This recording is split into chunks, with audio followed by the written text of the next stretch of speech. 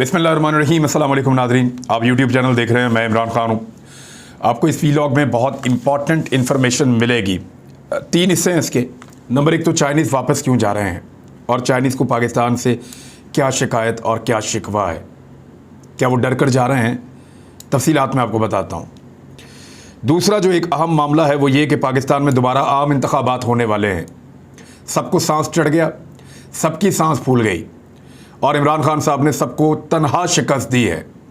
हुआ क्या है, कैसे वो सबको इलेक्शन में लाने पर राज़ी कर पाए, ये मैं आपको इसी वीलॉग में बताऊंगा।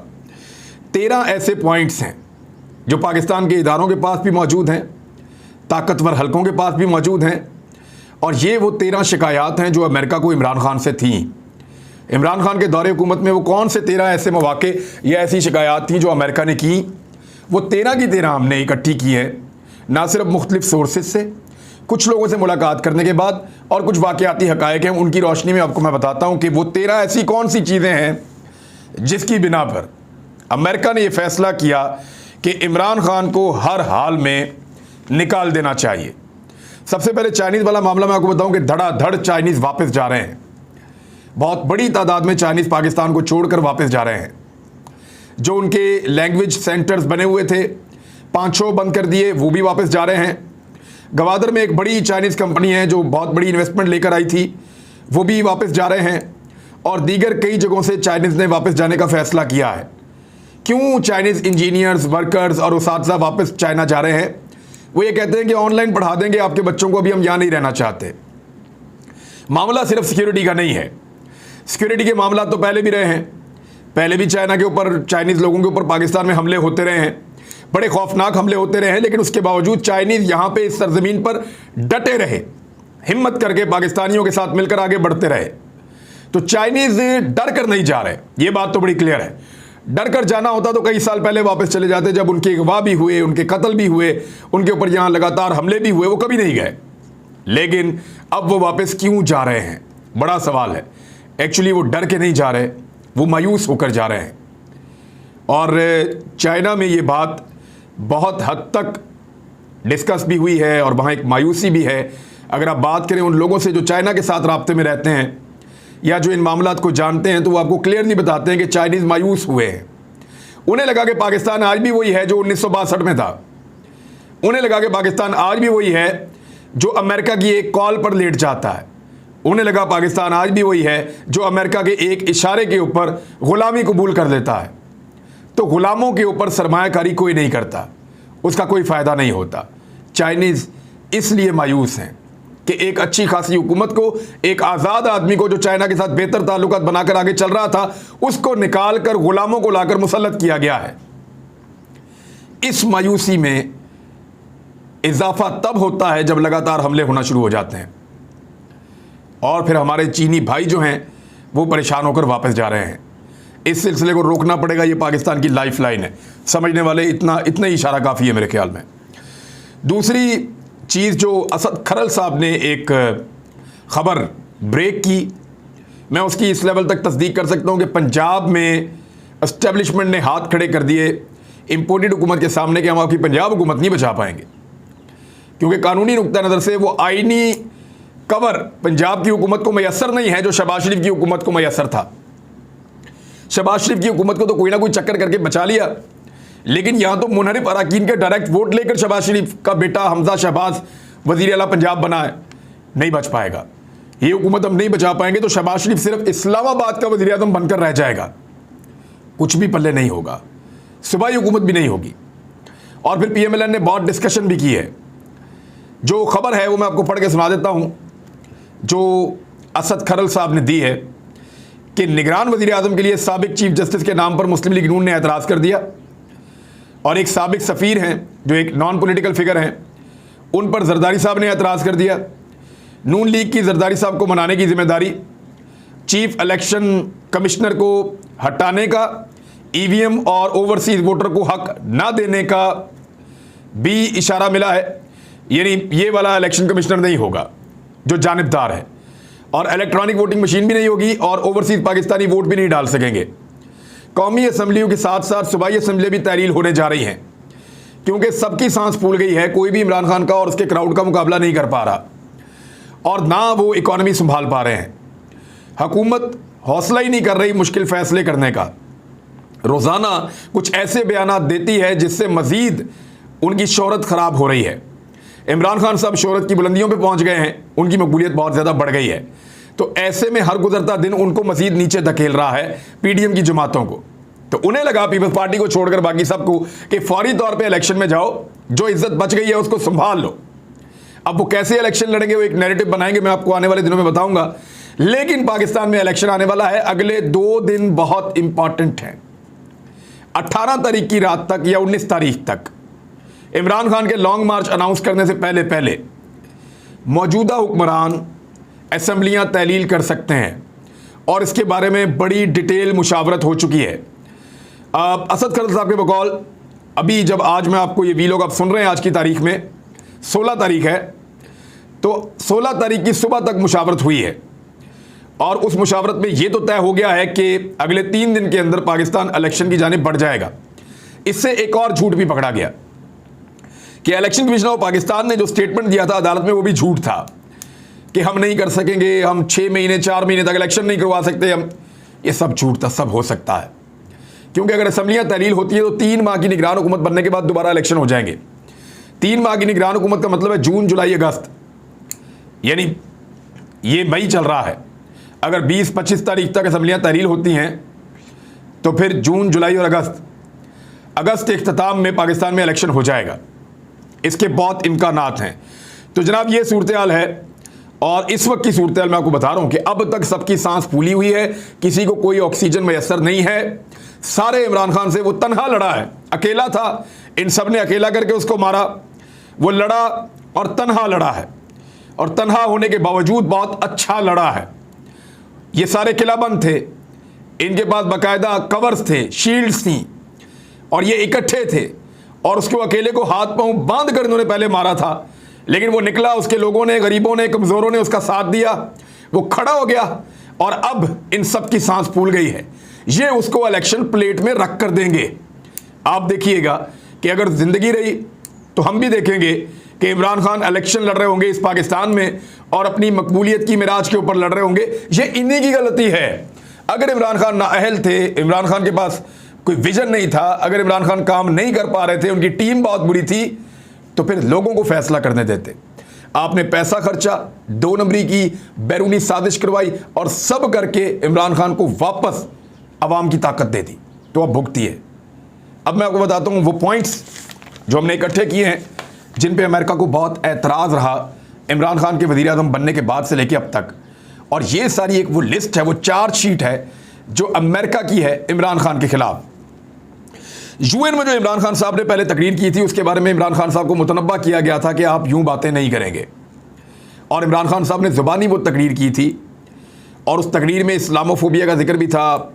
उस तकरीर पे अमेरिका को बहुत एतराज़ था और अमेरिकन ने ये कहा था कि ये पॉलिसी पाकिस्तान की ठीक नहीं है और ये खारजा पॉलिसी अमेरिकन को पसंद भी नहीं है कि वहाँ पे खड़े होकर भारत को भी इमरान खान साहब ने साफ धमकाया।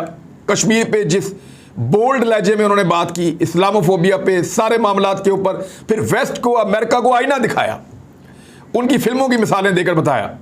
इसराइल के खिलाफ जिस तरह वो बोले, तो अमेरिका का जो एक एतराज़ है, एतराज़ नंबर 1 वो ये था कि यूएन में जिस तरह इमरान खान साहब ने बात की है वो अमेरिका को पसंद नहीं था और अमेरिका उसका शदीद मुखालिफ था। ये हो गया एक एतराज़। दूसरा एतराज़ था कि इमरान खान जहाँ जहाँ इस्लामोफोबिया की बात करते हैं वो गलत है, वो नहीं होना चाहिए, क्योंकि इस्लामोफोबिया को इस्तेमाल करके अमेरिका ने मुसलमान मुल्कों के वसाइल पे कब्ज़ा किया है। जैसे जैसे इस्लामोफोबिया के ऊपर विजन मिलता है मगरबी ममालिक में, यूरोप में और अमेरिका में, तो लोगों को ये पता चलता है कि अमेरिका ने कितनी बड़ी मुनाफकत की है इन मुल्कों के अंदर जो मुसलमान मुल्क हैं और कैसे इस्लामोफोबिया को इस्तेमाल करके उनके वसाइल पर कब्ज़ा कर लिया है। तीसरा मामला जो इमरान खान साहब के ख़िलाफ़ था वो ये था कि सीरतुन नबी को मामलात को या रहमतुल लिल अथॉरिटी के मामलात को, इन चीज़ों के ऊपर उनको शदीद तहफ़्फ़ुज़ात थे। यानी वो ये चाहते थे कि इन चीज़ों के ऊपर कोई भी हुकूमत काम ना करे। आप देखें वो सऊदी अरब में डिस्करेज करते हैं, वो यूएई में डिस्करेज करते हैं, वो बाकी मुसलमान मुल्कों में डिस्करेज करते हैं। वो ये कहते हैं कि आप सीरतुन नबी के मामलात के ऊपर ना जाएं, आप ये रहमतुल्लिल आलमीन अथॉरिटी जो इमरान खान साहब बना रहे थे इन चीज़ों के ऊपर, अमेरिकन थिंक टैंक्स ने तशवीश का इजहार किया और वो पॉइंट पाकिस्तान के पास मौजूद है। और मैं ये तमाम चीज़ें सोर्सेज से लेकर आया हूँ और हमने काफ़ी इसके ऊपर रिसर्च की है, इनमें कोई एक चीज़ भी गलत साबित नहीं हो सकती। चौथी चीज़ जिसपे अमेरिका को बहुत शदीद तहफ़्फ़ुज़ था और इस हुकूमत ने आते ही अमेरिका का ये मामला हल कर दिया। एक तो ये सीरत नबी और रहमतुल्लिल आलमीन अथॉरिटी वाला चैप्टर क्लोज कर दिया इस हुकूमत ने आके, इस्लामोफोबिया वाला मामला भी ख़त्म हो गया, यूएन में ये कभी ऐसे बोलेंगे ही नहीं, तीनों मामला हल। चौथा, यकसा निज़ाम तालीम। अमेरिकन कभी नहीं चाहते कि यकसा निज़ाम तालीम पाकिस्तान में हो। जब जंग अजीम के बाद जापान से सारी शर्तें मनवाई जा रही थी तो एक शर्त उनके सामने ये भी रखी गई, यानी जापान तमाम शराइत मानता जा रहा था अपने मुखालिफिन की। हिरोशिमा और नागासाकी के अंदर बम फट चुके थे, वो पूरी तरह तबाह हो गया था, वो तमाम शराइत मान रहा था, लेकिन जब उनको ये कहा गया कि निज़ाम तालीम भी हम आपको बताएंगे क्या होना चाहिए, तो जापानियों ने कहा कि नहीं, हम एक जंग आपके साथ और लड़ लेते हैं, आइए फिर लड़ते हैं बहुत सारे सालों तक, लेकिन निज़ाम तालीम पे हम कुर्बानी नहीं देंगे, इसके ऊपर हम कॉम्प्रोमाइज़ नहीं करेंगे। और फिर उन्होंने एक बहुत बड़ा मुल्क और बड़ा शानदार मुल्क बनाकर खड़ा कर दिया, ये जापान ने किया था। तो पाकिस्तान का जो निज़ाम तालीम है उसके ऊपर हमेशा से इन्होंने नज़र रखी है। इमरान खान यकसा निज़ाम तालीम कर रहे थे, मौजूदा हुकूमत ने आते ही वो अहकामात दिए और सारी चीज़ें ख़त्म कर दी। तो इस तरह ये अमेरिका का चौथा अहम एतराज़ था इमरान खान पर।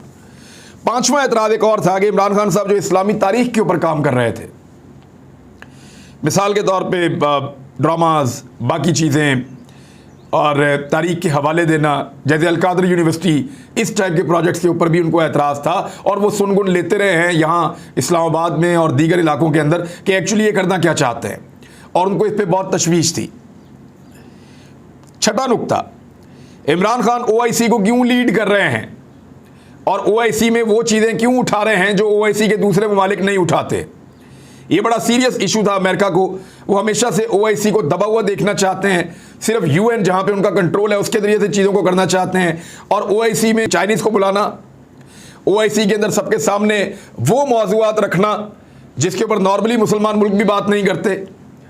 तो इस पर अमेरिका को बड़ी तशवीश थी, ख़ासतौर पर इस्लामोफोबिया को लेकर, और OIC को जब पाकिस्तान लीड कर रहा था और इमरान खान जैसा लीडर, तो उनके लिए ज़्यादा मसाइल थे। सातवां मामला जो था वो अमेरिका की ख्वाहिश थी कि पाकिस्तान भारत के साथ ताल्लुकात को बेहतर करे, पाकिस्तान भारत के साथ ताल्लुकात को बेहतर करे, कश्मीर को छोड़कर, कश्मीर को भूलकर। इमरान खान ये करने पर तैयार नहीं थे। शहबाज शरीफ ने आते ही वो काम किया, उन्होंने कहा अमेरिकन के हुक्म के ऊपर, इम्पोर्टेड हुकूमत के इम्पोर्टेड फैसले कि फौरी तौर पर तजारत बहाल की जाए और ट्रेड मिनिस्टर जो है वो तैनात कर दिया गया। शहबाज शरीफ साहब ने आते ही हुक्म दिया। हालांकि इमरान खान डट गए थे कि जब तक इंडिया 5 अगस्त 2019 के जालिमाना इक़दामात को वापस नहीं लेता, कश्मीरियों के ख़िलाफ़ जो उन्होंने किए, तब तक पाकिस्तान इंडिया से कोई ताल्लुक़ नहीं रखेगा। लेकिन शहबाज शरीफ साहब ने ताल्लुकात बना दिए, ये मामला था। एक बहुत बड़ा एतराज़ जो उठाया वो जहाज़ गिराने का मामला भी था। अमेरिकन को इस बात के ऊपर बहुत तकलीफ़ थी कि अगली सुबह जब एक दिन इंडियन तैयारे आए पाकिस्तान में, बालाकोट के आसपास कहीं अपना पे लोड गिरा के वो भाग गए, कोई नुकसान नहीं कर सके, तो पाकिस्तानियों को बहुत तकलीफ थी और पाकिस्तानियों को अमेरिकन ने और सब ने वार्न किया था कि आपने कोई एक्शन नहीं लेना। लेकिन इमरान खान साहब डट गए थे और ये इमरान खान साहब के हुक्म के ऊपर हुआ कि उस वक्त के जो एयर चीफ थे उन्होंने एक ऑपरेशन प्लान किया, अल्लाह ताला उनके दर्जात बुलंद करे। उन्होंने एक ऑपरेशन प्लान किया और इंडिया को सबक सिखाया, उनके 2 तैयारे भी गिरा दिए। एक उनका रूसी साख्ता Su-30 और दूसरा जो है वो MiG-21 MiG-21, ये अभिनंदन वाला तैयारा, ये 2 पाकिस्तान ने गिरा दिए और इंडिया को सबक सिखाया। इस पे अमेरिका को बहुत तशवीश और बहुत गुस्सा था। एक और मामला जो था जो 8वें नंबर पे है, इसराइल के लिए पाकिस्तान गुंजाइश पैदा करे। यानी अगर भारत वाले मामले में तो शहबाज शरीफ साहब ने बात मान ही ली है, यानी ये सारी चीज़ें अब मानी जा रही हैं। इसराइल के लिए पाकिस्तान गुंजाइश पैदा करे, और यही मामला इमरान खान साहब का और पाकिस्तान के कुछ ताकतवर लोगों के दरमियान भी एक मसाइल का बायस बना था, यही मामला इसराइल वाला। तो इमरान खान साहब कहते थे कोई गुंजाइश इसराइल के लिए पैदा नहीं हो सकती। लेकिन अब इस हुकूमत ने अहमद कुरैशी को, जो पाकिस्तान टेलीविज़न के एंकर पर्सन हैं और मुख्तदर हलकों के बहुत करीब हैं, इवन पाकिस्तान की जो मिलिट्री एस्टेब्लिशमेंट है उसके साथ भी अहमद कुरैशी के अच्छे ताल्लुकात हैं, मैं जानता हूं। तो अहमद कुरैशी का इसराइल का दौरा करना ये एक बहुत बड़ा सवालिया निशान है इस हुकूमत पर, और अमेरिका की ये ख्वाहिश भी लगभग ऐसा लगता है कि काफ़ी हद तक गुंजाइश पैदा हो रही है इसराइल के लिए। जो नौवां उनका नुक्ता था या उनका पॉइंट था अमेरिकन का एतराज़ इमरान खान के बारे में, वो ये था कि चीन से पाकिस्तान लिमिट्स डिफाइन कर ले कि यहां तक चीन के साथ ताल्लुकात रहेंगे, इससे ज़्यादा नहीं होंगे, और वो अमेरिकन के साथ बैठ कर करे। अमेरिकन और पाकिस्तानी मिलकर फैसला करेंगे चीन के साथ ठीक है आप ताल्लुकात रखें, ट्रेड करें, चीज़ें करें, लेकिन उसकी एक लिमिट बनाएंगे, इससे ज़्यादा चीन के साथ हम आगे नहीं बढ़ेंगे। रूस से पाकिस्तान मुकम्मल ला ताल्लुक ही करे, ये 10वां नुक्ता था। 11वां नुक्ता ये था, और इमरान खान साहब का दौरा उसके ऊपर जल्दी का तेल का काम कर गया। 11वां नुक्ता यह था कि अफगानिस्तान पर कंट्रोल के लिए पाकिस्तान अपने अड्डे दे जिसके खिलाफ कोई कानूनी चाराजोई ना की जा सके, यानी पाकिस्तान अड्डे दे और इस तरह के अड्डे दे, इस अंदाज में दे कि उसके ऊपर कोई कानूनी चाराजोई आलमी अदालत में या कहीं पे भी ना हो सके। यह था 11वां नुक्ता। 12वां था कि यूक्रेन के मामले के ऊपर गैर मशरूत हमायत पाकिस्तान अमेरिका की और नेटो की करे और रशिया के खिलाफ खड़ा हो जाए। और 13वां जो आखिरी नुक्ता है वो ये था कि अमेरिका को ये लगता था कि उनके जितने भी प्रॉक्सीज पाकिस्तान में काम कर रहे हैं उन सब के लिए पाकिस्तान में हुकूमत गुंजाइश पैदा करे। उनके प्रॉक्सीज कौन लोग हैं? रवायती पॉलिटिकल पार्टीज़, वो पुराने इंपोर्टेड हुकूमत के जोकर्स, उनके केसेस ख़त्म किए जाए, उनकी सियासत के लिए गुंजाइश पैदा की जाए। तो ये भी अमेरिकन का एक मुतालबा था। तो ये 13 ऐसी चीज़ें हैं जो इमरान खान के खिलाफ अमेरिका ने खड़ी की थी, और इनकी बुनियाद के ऊपर इमरान खान का रजीम तब्दील किया गया है। इनमें से कुछ 10 के करीब चीज़ों पर मौजूदा हुकूमत ने अमल कर दिया है, 3-4 चीज़ें रह गई हैं, 9-10 चीज़ों पे उन्होंने अमल कर दिया है। तो आप अंदाज़ा कीजिए कि रजीम चेंज ऑपरेशन एक हकीकत था या नहीं। ये पॉइंट्स आपको बहुत अच्छी तरह क्लियर कर देंगे क्यों इमरान खान सबकी आंखों में कुटकता था। अब समझ आइए आपको। अब तक के लिए इतने, अपना ख्याल रखिएगा, अपने इस चैनल का भी। अल्लाह हाफिज़।